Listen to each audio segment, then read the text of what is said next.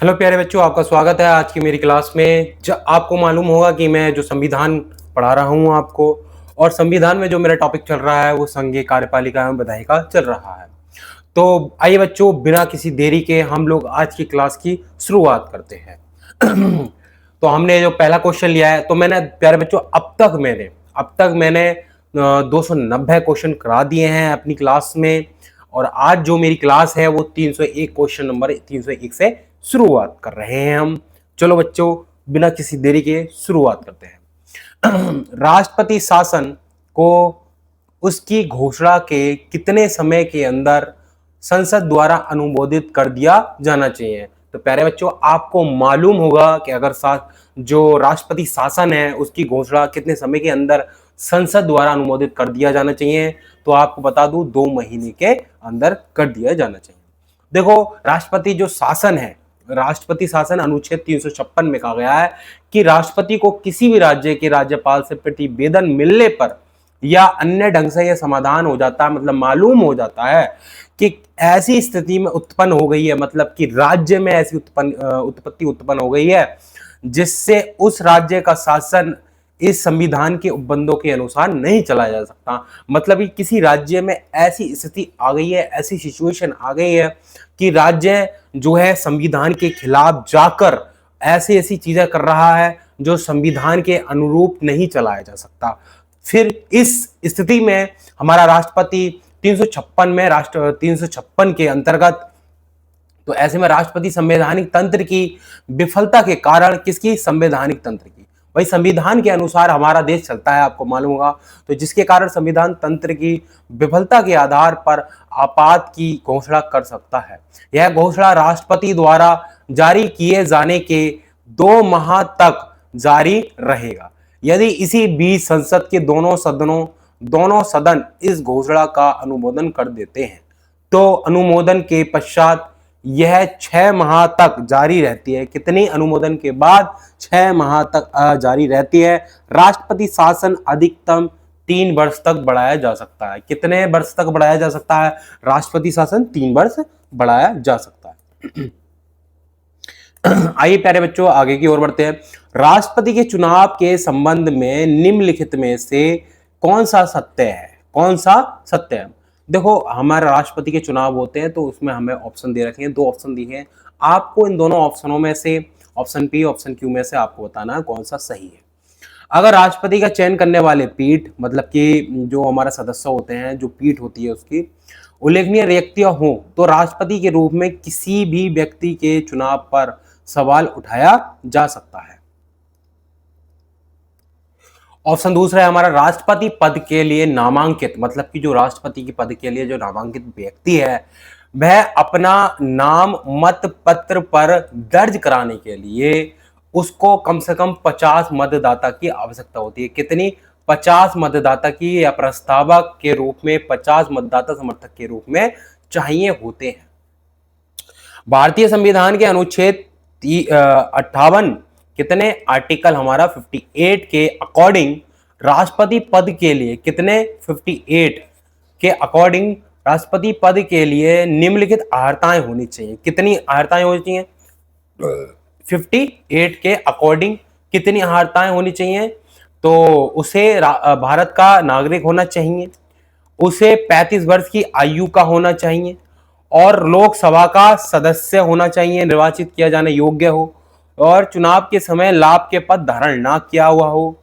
संसद ने राष्ट्रपति और उपराष्ट्रपति निर्वाचन अधिनियम 1997 में पारित किया है, जिसके अनुसार अब राष्ट्रपति के पद के लिए किसी अभ्यर्थी के नाम को कम से कम 50 मतदाताओं द्वारा प्रस्तावित और 50 हमारे मतदाताओं पर या प्रस्तावों की आवश्यकता होती है। उपराष्ट्रपति पद के उम्मीदवार का नाम दर्ज कराने के लिए, मतपत्र में दर्ज कराने के लिए तो 20 मतदाताओं की या 20 प्रस्तावकों की आवश्यकता होती है। राष्ट्रपति पद के लिए जो मतपत्र में नाम दर्ज कराने के लिए उसको 50 मतदाता प्रस्तावक की आवश्यकता होती है, और उपराष्ट्रपति 20 मतदाताओं प्रस्तावक की आवश्यकता होती है। नेक्स्ट, आगे की ओर बढ़ते हैं हमारा। निम्नलिखित में से राष्ट्रपति की कौन सी न्यायिक शक्ति उसकी परिभाषा से मेल नहीं खाती है? कौन सी इनमें से आपको बताना है? इन चारों में से रूपांतरण मतलब कि पूर्ण क्षमादान, दंड विराम कम सजा देना, दंड निलंबन मतलब सजा को अस्थायी तौर पर टालना, या सजा कम करना। तो आपको इनमें से बताना है कि राष्ट्रपति की कौन सी न्यायिक शक्ति, मतलब राष्ट्रपति अपने न्यायिक शक्ति मतलब न्याय के लिए यूज करता है वो अपनी, तो न्यायिक शक्ति इनमें से कौन सी है? किनमें से? पूर्ण क्षमादान, कम समझने देना, या सजा को अस्थायी तौर पर टालना, या सजा कम करना। तो आपको इन चारों ऑप्शनों से बताना कि उसकी राष्ट्रपति की न्यायिक शक्ति कौन सी है। आपको पूर्ण क्षमादान होगी या कम सजा देना होगा। तो आपका ऑप्शन ए हमारा राइट आंसर है कि पूर्ण क्षमादान वो अपनी न्यायिक शक्ति जो उसके पास होती है राष्ट्रपति के पास, मतलब किसी व्यक्ति को अगर आजीवन कारावास की, ठीक है, आजीवन कारावास उसको कोई दोष सिद्ध होने के कारण उसको दे दिया, तो उसको क्या होगा? रूपांतरण की सजा, उसके पास एक रूपांतरण की शक्ति है, किसके पास? राष्ट्रपति की, पूर्ण क्षमादान दे सकता है, ठीक है। लेकिन इसमें भी कंडीशन है। क्या कंडीशन है वो आगे हम बात करते हैं। राष्ट्रपति किसी अपराध के लिए दोष सिद्ध व्यक्ति के दंडादेश को निलंबित या माफ या परिवर्तित कर सकता है, या दंड में क्षमादान, प्राणदान या स्थगित राहत, प्राणदान जो होता है स्थगित राहत कर देगा, ठीक है, माफी प्रदान कर सकता है। लेकिन रूपांतरण किसी भी दंड को रूपांतरित कर देना, जैसे मृत्यु दंड को आजीवन कारावास में।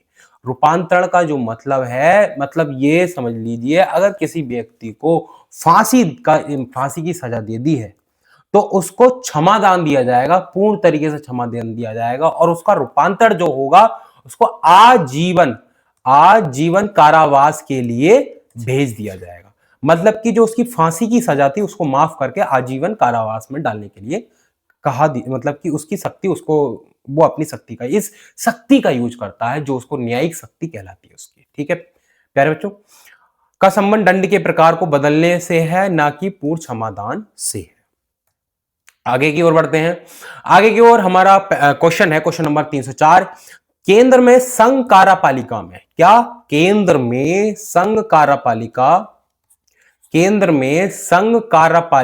में कौन होता है? तो केंद्र में जो संघ कार्यपालिका उसमें कौन होता है? तो आपको बताना राष्ट्रपति, उपराष्ट्रपति, लोकसभा अध्यक्ष या प्रधानमंत्री।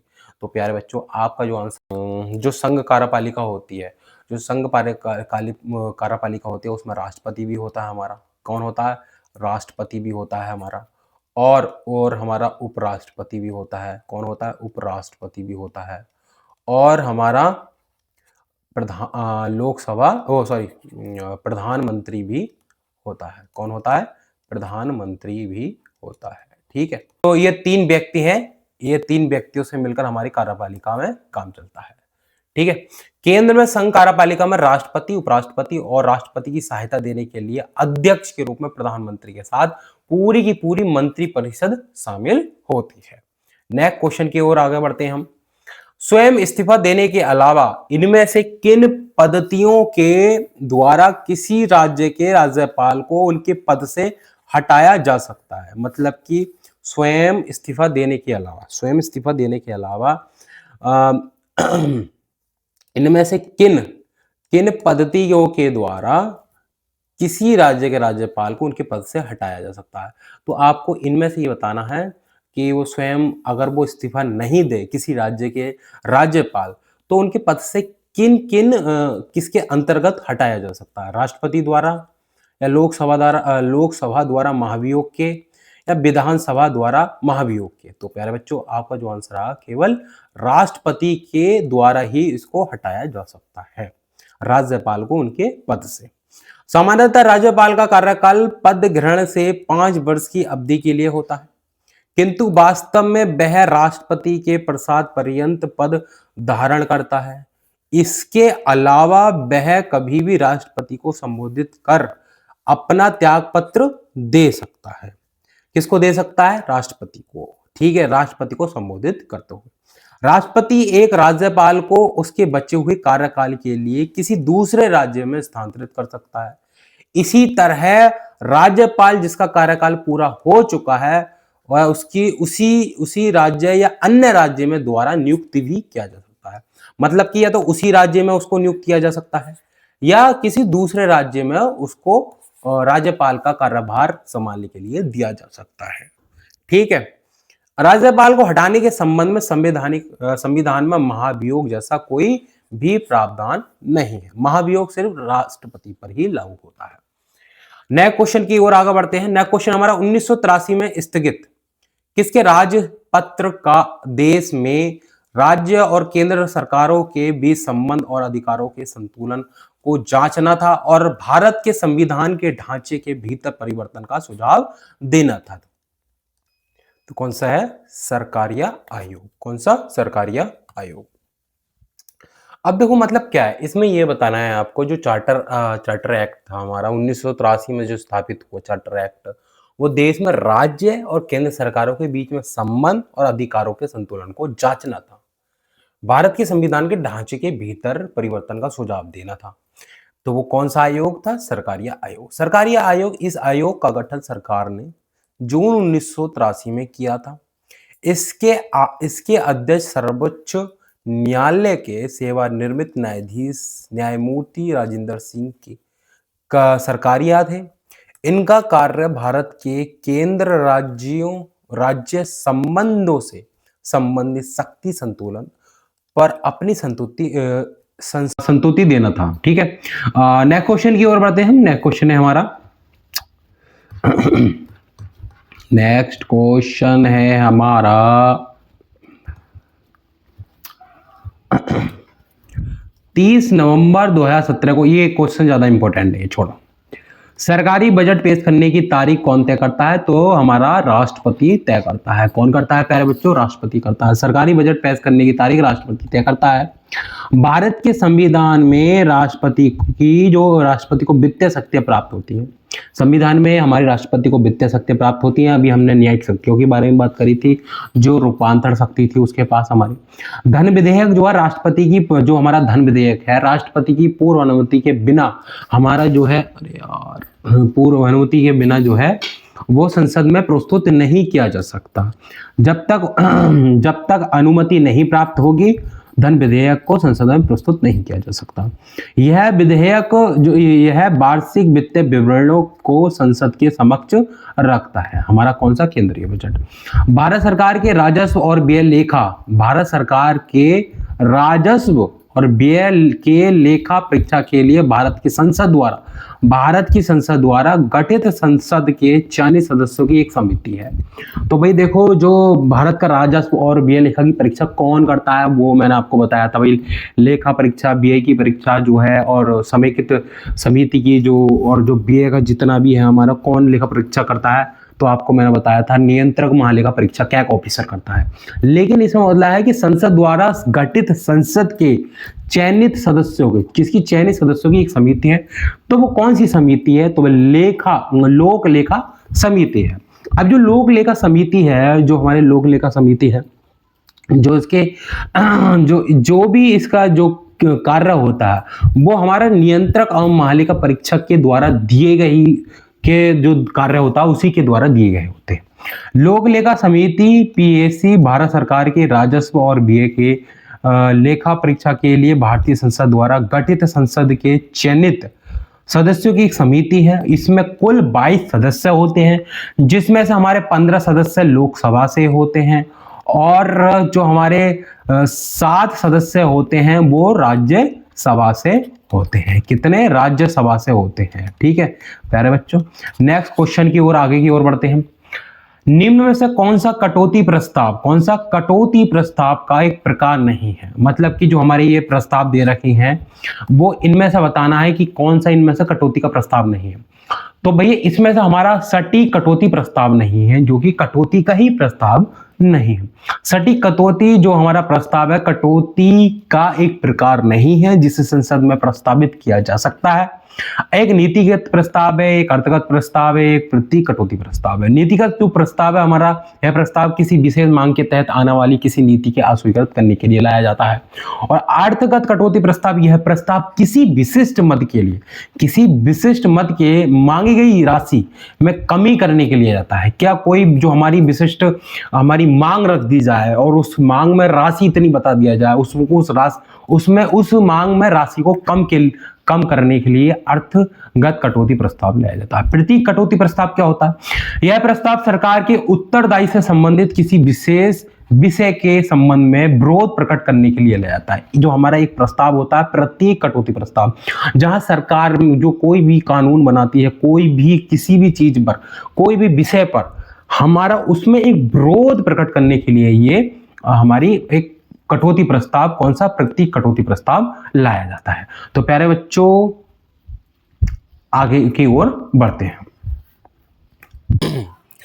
नेक्स्ट क्वेश्चन हमारा, आंग्ल भारतीय समुदाय के लिए लोकसभा में कितनी सीटें आरक्षित है? कौन सी आंग्ल भारतीय समुदाय के लिए लोकसभा में कितनी सीटें आरक्षित है? तो ये सीटें 2 आरक्षित है, लेकिन अब जो है इसको हटा दिया गया है। क्या कर दिया है? अब इसको हटा दिया गया है। लोकसभा में गठन के विषय में अनुच्छेद 81 में, लोकसभा के गठन के विषय में अनुच्छेद 81 में तथा 331 में प्रावधान है। कितने? 331 में प्रावधान है कि अनुच्छेद 81 के अनुसार राज्य से अधिकतम 530 सदस्य तथा संघ राज्य क्षेत्रों से अधिकतम 20 सदस्य चुने जाएंगे। इसके अलावा अनुच्छेद 331 के अनुसार राष्ट्रपति आंग्ल भारतीय समुदाय के 2 सदस्यों को मनोनीत कर सकता है। यदि उसकी राय में उन्हें उचित प्रतिनिधित्व प्राप्त नहीं है तो 552, मतलब कि जो, लेकिन वर्तमान में इसकी प्रभावी संख्या राज्यों से 530, संघ राज्य क्षेत्रों से 13 तथा राष्ट्रपति द्वारा मनोनीत 2 सदस्यों की व्यवस्था को समाप्त कर दिया है। ठीक है प्यारे बच्चों, अब नेक्स्ट आगे की ओर बढ़ते हैं। अविश्वास प्रस्ताव के विषय में इनमें से कौन सा सही है? तो केवल एक ऑप्शन बी, इन दोनों ऑप्शन में से आपको बताना कौन सा सही है। अविश्वास प्रस्ताव के लिए यह केवल लोकसभा में लाया जा सकता है। किस में लाया जा सकता है? लोकसभा में लाया जा सकता है। यह केवल मंत्रिपरिषद के खिलाफ लाया जा सकता है, किसी एक मंत्री के खिलाफ नहीं लाया जा सकता। ये पूरी की पूरी केवल मंत्रिपरिषद के खिलाफ लाया जा सकता है या किसी एक मंत्री के खिलाफ नहीं लाया जा सकता। यह केवल लोकसभा में लाया जा सकता है। तो प्यारे बच्चों आपको इन दोनों में से बताना कौन सा सही है। तो इनमें से दोनों सही है कि यह लोकसभा में लाया जाता है, यह केवल मंत्रिपरिषद के खिलाफ लाया जा सकता है, किसी एक मंत्री के लिए नहीं लाया जा सकता। अविश्वास प्रस्ताव सदन के विपक्ष द्वारा केवल लोकसभा में ही लाया जा सकता है।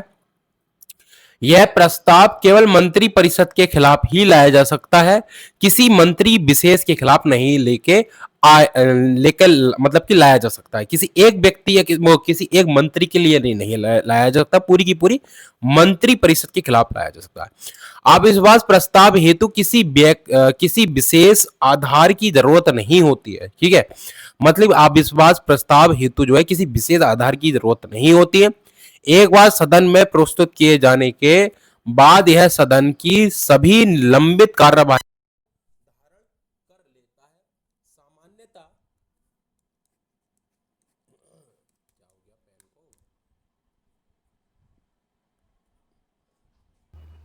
तो हाँ प्यारे बच्चों, कहां थे?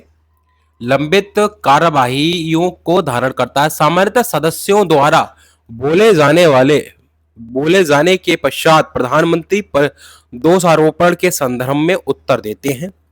यदि सदन के द्वारा ठीक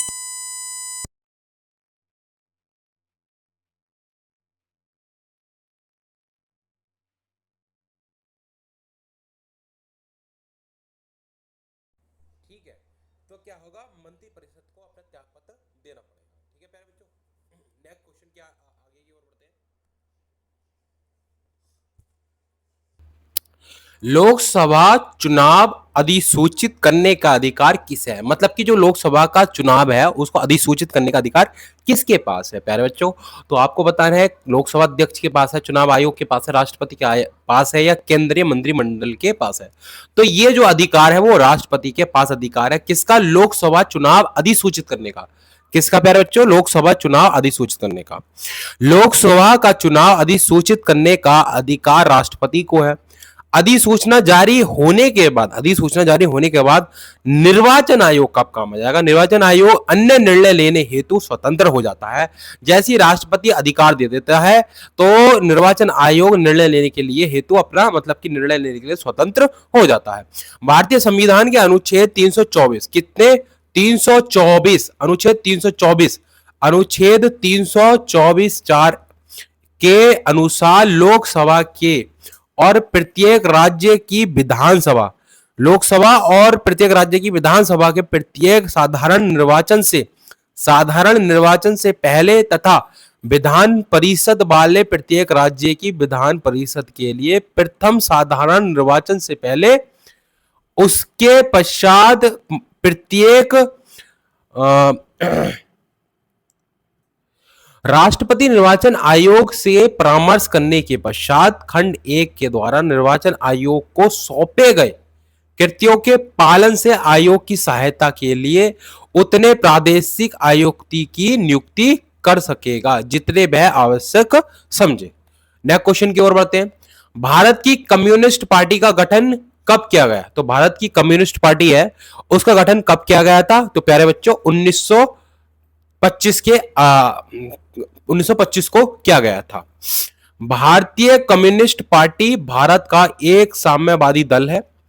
इस दल की स्थापना 26 दिसंबर 1925 को कानपुर नगर में हुई थी।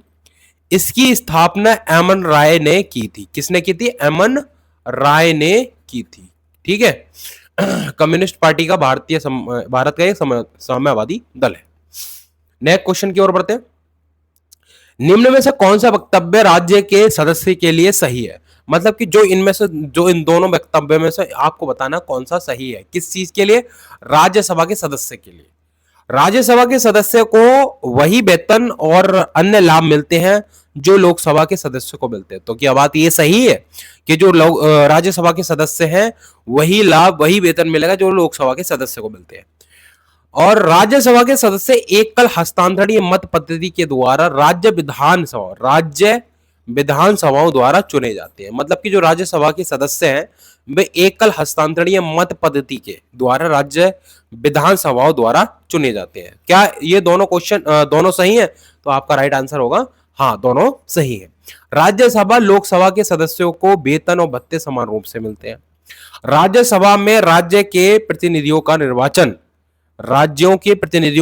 राज्य विधानसभा के अनुसार एकल हस्तांतरणीय मत के द्वारा होता है। ठीक है मेरे बच्चों, नेक्स्ट क्वेश्चन की ओर बढ़ते हैं। सामान्यतः लोकसभा की बैठक में किस दौरान प्रश्न पूछे जाते हैं और इस अवधि को प्रश्नकाल कहा जाता है। तो किस दौरान पूछे जाते हैं आपको ये बताना है। तो जो सामान्यतः लोकसभा की बैठक होती है उसमें 1 घंटे पहले घंटे के दौरान प्रश्नकाल पूछे जाते हैं। पहले घंटे के दौरान आपसे मतलब कि प्रश्न पूछे जाते हैं। इस अवधि को क्या कहा जाता है? प्रश्नकाल कहा जाता है। प्रश्नकाल संसद के दोनों सदनों में प्रतिदिन बैठक के प्रारंभिक 1 घंटे तक 11 से 12 बजे तक इस दौरान सदस्य प्रश्न पूछते हैं और मंत्री उत्तर देते हैं।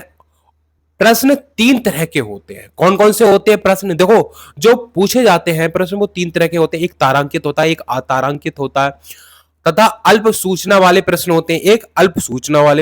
तारांकित प्रश्नों का उत्तर जो होता है उत्तर मौखिक रूप से दिया जा सकता है और जो अतारांकित प्रश्नों का जो उत्तर होता है उनको लिखित रूप से दिया जाता है। और अल्प सूचना प्रश्न वह होता है जो अविलंबनीय लोक महत्व से संबंधित है। जैसे एक सामान्य प्रश्न हेतु भी निर्दिष्ट सूचना विधि से कम अवधि के भीतर पूछा जा सकता है। इसका भी मौखिक उत्तर दिया जा सकता है, जिसके बाद अनुपूरक प्रश्न पूछे जा सकते हैं। ठीक है प्यारे बच्चों, नेक्स्ट क्वेश्चन की ओर बढ़ते हैं। नेक्स्ट क्वेश्चन है, अनुसूचित जातियों के लिए लोकसभा में कितनी सीटें आरक्षित हैं? प्यारे बच्चों ये आपको बतानी है।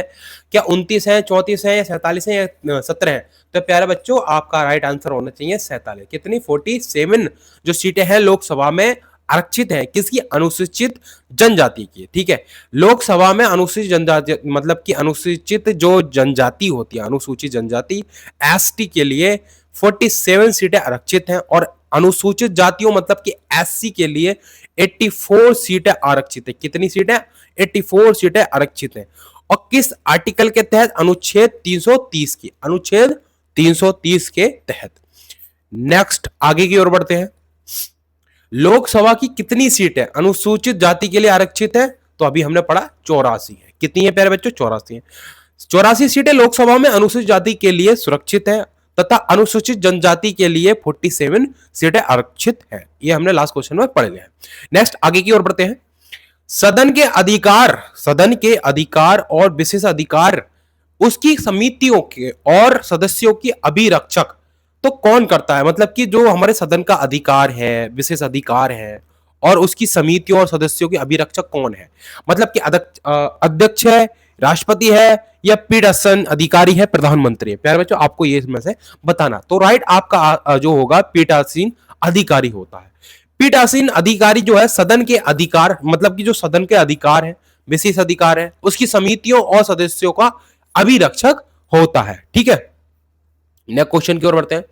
नेक्स्ट क्वेश्चन और हमारा लास्ट क्वेश्चन है, निम्नलिखित नियुक्तियों में से कौन सी? निम्नलिखित नियुक्तियों में से कौन सी भारत के राष्ट्रपति द्वारा दी जाती है? मतलब कि जो भारत के राष्ट्रपति है, मतलब कि जो हमारे भारत के राष्ट्रपति है उनके द्वारा नहीं दी जा सकती है, नहीं की जा सकती है। राज्यों के राज्यपाल की, लोकसभा अध्यक्ष की, संघ लोकसभा आयोग के अध्यक्ष या कैबिनेट सचिव की। तो प्यारे बच्चों आपका जो राइट आंसर होगा लोकसभा अध्यक्ष की जो होता है राष्ट्रपति द्वारा नियुक्ति नहीं दी जाती है। राज्यों के राज्यपाल की नियुक्ति करता है, और संघ लोक सेवा आयोग के अध्यक्ष की नियुक्ति करता है, और कैबिनेट सचिव की जो नियुक्ति राष्ट्रपति हमारे करते हैं।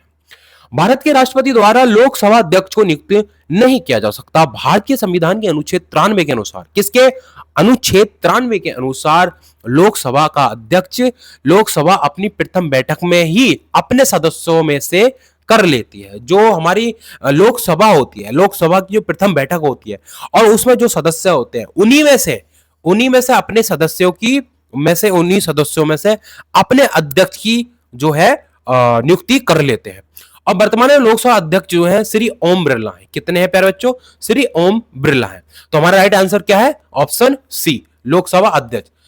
ठीक है प्यारे बच्चों, अगर प्यारे बच्चों आपको ये जो हमारी पूरी एक तरीके से जो बनाई गई क्लास है आपको पसंद है और आपको अपने रिलेटेड लगती है, बेनिफिशियल लगती है, तो प्यारे बच्चों हमारे चैनल को सब्सक्राइब करो, क्योंकि यहां पर वही क्वेश्चन मैं आपको करा रहा हूं जो एग्जाम में पूछे जा रहे हैं और एग्जाम में आते ही है, जो मोस्ट इंपोर्टेंट क्वेश्चन है।